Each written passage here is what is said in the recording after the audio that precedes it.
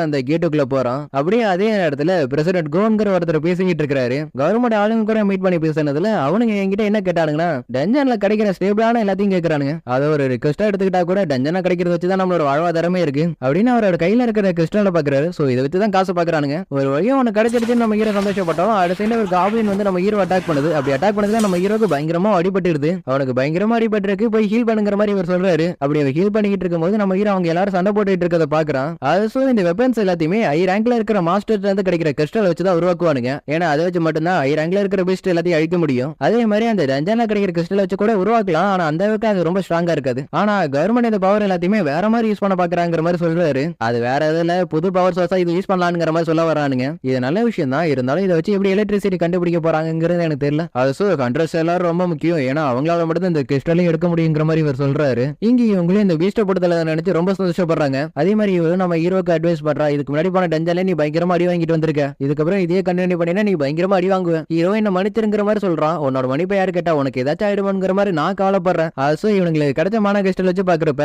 நமக்கு நிறைய பணம் வராதுங்கிற மாதிரி பேசிட்டு இருக்கிறானுங்க. எனக்கு ரேங்க்ல இருக்கிறதும் கிடைச்சிருக்கு. இதுக்கே என்னோட உயிரை நான் பணைய வச்சிருக்கேன். காய்ஸ் நான் ஒரு குகையை கண்டுபிடிச்சிருக்கேன். அது என்னன்னா அது பாட்டுக்கு போயிட்டு இருக்கு. இது ரொம்ப லாங்காவும் டீப்பாவும் போகுது. அப்பனா இது ஒரு டபுள் டஞ்சனா தான் இருக்கணும். ஏன்னா நம்ம இந்த பாச போட்டு தள்ளனதுக்கு அப்புறம் கூட இந்த டஞ்சன் க்ளோஸ் ஆகல. அப்பனா நம்ம இப்ப என்ன பண்றது? 100 அசோசியேஷன்ல போய் இன்ஃபார்ம் பண்ணலாமா? சாங் அப்படி பண்ணாமனா இதுக்கப்புறம் வர கண்டஸ்ட் கிடைக்கிறது எல்லாத்தையும் அவங்கள்ட்ட தான் கொடுக்குற மாதிரி இருக்கும். இது ஒரு டி ரேங்க் டஞ்சனா இருக்கனால எனக்கு இந்த பிரச்சனை இல்லைங்கிற மாதிரி இவர் சொல்றாரு. நானும் ஒத்துக்கிறேன். ஏன்னா இவனோட ஒய்ஃபுக்கு 2வது குழந்தை பிறக்க போது. அதுக்கு அவனுக்கு நிறையவே காசு தேவைப்படும். அப்பனா சரி ஓட்டிங் வச்சு இதை முடிச்சுக்கலாம்ங்கிற மாதிரி இவர் சொல்லவும் எல்லாருமே ஓட் பண்றாங்க. அதுல கடைசியில 6 கார்ல வந்து நிக்குது. சஞ்சனு நீ சொல்றதுல தான் எல்லாம் இருக்கு. இது ஒரு டி ரேங்க் டென்ஷன். இது எவ்வளவு ஆபத்துன்னு எனக்கு நல்லாவே தெரியும். ஆனா என்னோட அப்பா மிஸ் ஆனதுல இருந்து என்னோட ஃபேமிலி நான் தான் பாத்துக்கிறேன். அவங்கள பாத்துக்கணும்னா எனக்கு நிறைய பணம் தேவைப்படும். அதனால வாங்க நம்ம போலான்ங்கிற மாதிரி நம்ம ஹீரோ சொல்றான். அப்படியே சீன் கட் பண்ணி ஹண்ட்ரஸோட ரேங்க் மெஷர் பண்ற இடத்த காமிக்கிறானுங்க. ஒருத்தர் முடிஞ்சிருச்சு அடுத்தது வாங்க. அதை கிட்ட ஒருத்தனும் நடந்து போறான். அப்படி அவன் நடந்து போயிட்டு இருக்கிறப்ப சைட்ல இருக்கிறவனுங்களாலுமே ஆளு சேர்க்கிறானுங்க. பி ரேங்க் 1 சி ரேங்க் 2 இவனுக்கு 3 பேரும் நம்ம கூட கான்டாக்ட் போடுறதுக்கு ஒத்துக்கிட்டானுங்க. கவலைப்படாதங்க எல்லாமே சுமத்தா தான் போயிட்டு இருக்கு மிஸ்டர் ஸ்டாய். நல்லது வைசீஞ்சரையும் பார்க்கணும்னு அவசியம் இல்ல. ரொம்ப நம்பிக்கையான ஆள் யாரா இருந்தாலும் சரி செத்துரு. பட் இருந்தாலும் நம்மளோட அசோசியேஷன்ல இருக்கிற ஷாகின் அளவுக்கு யாரும் ஸ்ட்ராங்கே கிடையாது. ஸ்ட்ரீட்ல நடந்து போயிட்டு இருக்கிற ஒரு பொண்ணோட பேக்க 2 பேர் ராவரி பண்ணிட்டு அங்கிருந்து எஸ்கேப் ஆகி போயிட்டு இருக்கு.